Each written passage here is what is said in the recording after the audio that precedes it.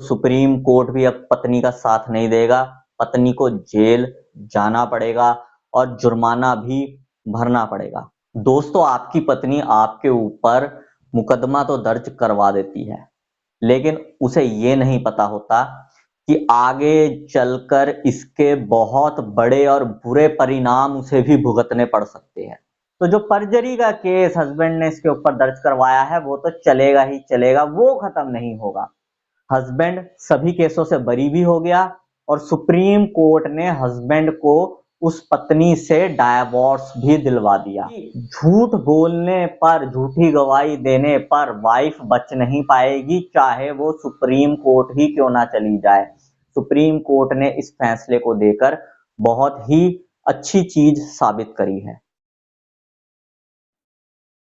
Supreme court ने सुना दिया है फैसला, अब पत्नी की मुकदमेबाजी नहीं चलेगी।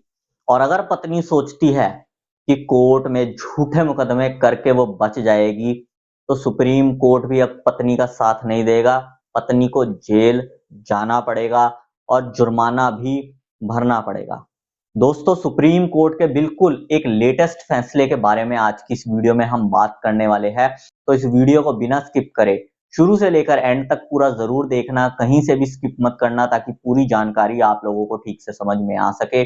और वीडियो शुरू करने से पहले मैं आप सबसे कहना चाहता हूं कि अगर आप मेरे इस चैनल पर पहली बार आए हैं या आपने मेरा ये चैनल अभी तक सब्सक्राइब नहीं किया है, तो चैनल सब्सक्राइब करके नोटिफिकेशन बेल आइकन पर जरूर क्लिक कर देना, जिससे आने वाली सभी वीडियोस का नोटिफिकेशन सबसे पहले आपके पास पहुंचे और आप कोई भी वीडियो मिस ना कर पाओ। और अगर आपने अभी तक हमें सोशल मीडिया जैसे कि फेसबुक, व्हाट्सएप या फिर इंस्टाग्राम पर फॉलो नहीं किया है, तो इस वीडियो के डिस्क्रिप्शन में मैंने हमारे सभी सोशल मीडिया अकाउंट्स के लिंक दे दिए हैं। इस वीडियो के डिस्क्रिप्शन में जाकर उन लिंक्स पर क्लिक करके आप हमें सोशल मीडिया पर भी फॉलो कर सकते हैं।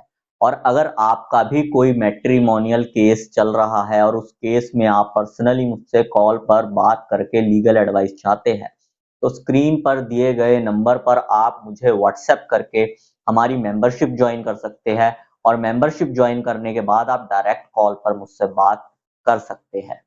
तो चलो दोस्तों, आज की इस वीडियो को आगे कंटिन्यू करते हैं। दोस्तों, आपकी पत्नी आपके ऊपर मुकदमा तो दर्ज करवा देती है, लेकिन उसे ये नहीं पता होता कि आगे चलकर इसके बहुत बड़े और बुरे परिणाम उसे भी भुगतने पड़ सकते हैं। दोस्तों, एक सुप्रीम कोर्ट का लेटेस्ट फैसला है जो मैं आप लोगों को सुनाता हूं कि इस फैसले में क्या हुआ था। हस्बैंड और वाइफ शादी के बाद सिर्फ कुछ दिन तक ही साथ रहे, जिसके बाद वाइफ अलग हो गई। अब 10 साल से भी ज्यादा हो गए थे वाइफ को अलग रहते हुए, और हस्बैंड ने भी काफी कोशिश करी थी कि वाइफ किसी तरह मानकर घर पर वापस आ जाए और उसके साथ रहे। लेकिन वाइफ की वही सोच, ना तलाक दूंगी ना साथ रहूंगी, बीच में फंसा दूंगी। तो हस्बैंड ने भी फिर अपनी तरफ से डाइवोर्स का केस दर्ज करवा दिया, जब वाइफ उसके साथ घर बसाने के लिए तैयार ही नहीं हुई तो, क्योंकि इतना लंबा समय कोई भी इंतजार नहीं करता। उसके बाद पत्नी ने पति के ऊपर क्रिमिनल केसेस दर्ज करवा दिए। अब हुआ क्या कि उन क्रिमिनल केसेस में पत्नी ने झूठी गवाही दिलवा दी। अब झूठी गवाही के हिसाब से हस्बैंड ने सारे प्रूफ सामने रखकर 340 यानी कि परजरी का केस फाइल कर दिया। अब वो केस पेंडिंग ही था कि जो डाइवोर्स केस था उसकी पिटीशन को लेकर अपील में पत्नी पहुंच गई सुप्रीम कोर्ट तक, क्योंकि निचली अदालत में या हाई कोर्ट में जो फैसला आया था वो हस्बैंड के फेवर में आया था। तो जब सुप्रीम कोर्ट में अपील पहुंची, वहां पर सुनवाई हुई, तो वहां पर देखा गया है कि एक तो पत्नी हस्बैंड के साथ रही ही नहीं, मात्र 1-2 महीने ही साथ रही है। उसके बाद करीब 10 साल हो गए इन्हें अलग रहते हुए। हस्बैंड ने जब डाइवोर्स का केस दर्ज करवाया, तो पत्नी ने भी कई केसेस दर्ज करवा दिए। अब क्योंकि पत्नी ने झूठी गवाही दी थी और वो चीज बिल्कुल कोर्ट में साबित हो गई थी, तो हस्बैंड ने भी इसके ऊपर परजरी का केस दर्ज करवा दिया। सुप्रीम कोर्ट ने कहा कि भैया, अदालतों को जो है ना, इल्जामों का मैदान मत बनाओ। वो उसके ऊपर इल्जाम लगाने लगी हुई है, वो उसके ऊपर इल्जाम लगाने में लगा हुआ है, ये चीजें चल रही है। देखो खैर, ऐसे शब्द तो सुप्रीम कोर्ट को नहीं बोलने चाहिए, क्योंकि अदालतें होती क्या है, इल्जामों का मैदान ही तो होती है। वहां पे एक दूसरे के ऊपर इल्जाम ही तो लगाए जाते हैं। अब किसके लगाए गए इल्जाम सच्चे हैं, किसके लगाए गए इल्जाम झूठे हैं, ये तो अदालतों को डिसाइड करना होता है ना। और जिसने इल्जाम लगाए हैं उसके ऊपर बर्डन ऑफ प्रूफ होता है, तो उसे साबित करना होता है। तो इस तरीके की बातें करना कि अदालतें इल्जामों का मैदान है, ये चीजें करनी बहुत गलत है, क्योंकि अदालतों ने खुद ही अपने आप को इल्जामों का मैदान बनाया है। तो ये चीजें तो ना ही करे, क्योंकि ये इल्जामों का मैदान अदालतें खुद ही बना चुकी है अपने आप को। चलो खैर, ये तो एक अलग बात थी। अब टॉपिक पर वापस आते हैं। तो इन सब चीजों को जब सुप्रीम कोर्ट ने देखा, तो सुप्रीम कोर्ट ने माना कि भाई पत्नी ने अपना कोई भी पत्नी धर्म नहीं निभाया, उल्टा पति के ऊपर भी झूठे मुकदमे दर्ज करवाए।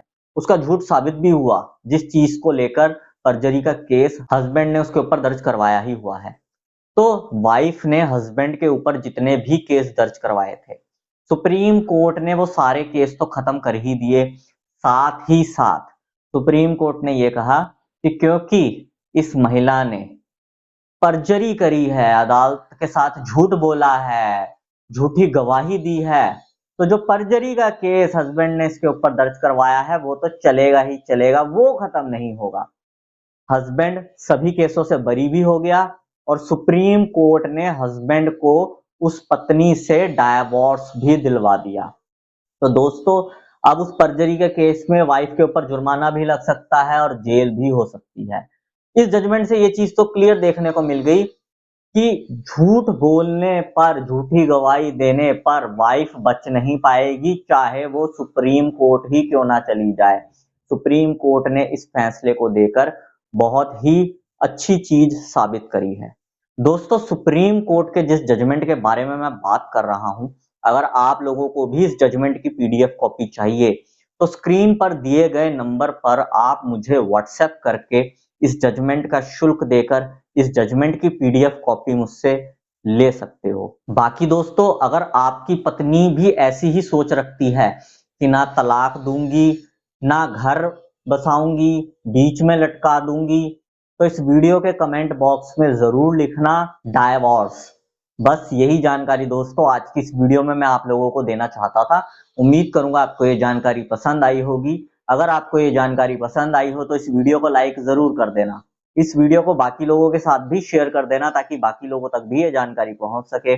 और अगर आप लोगों का मेरे लिए कोई सजेशन हो तो कमेंट बॉक्स में जरूर लिखना। और इस चैनल को अभी तक सब्सक्राइब नहीं किया है तो चैनल सब्सक्राइब जरूर कर देना, जिससे आने वाली सभी लेटेस्ट वीडियोस की जानकारी आप सबके पास सबसे पहले पहुंच सके। मैं मिलता हूं आपसे अगली वीडियो में। Thank you very much.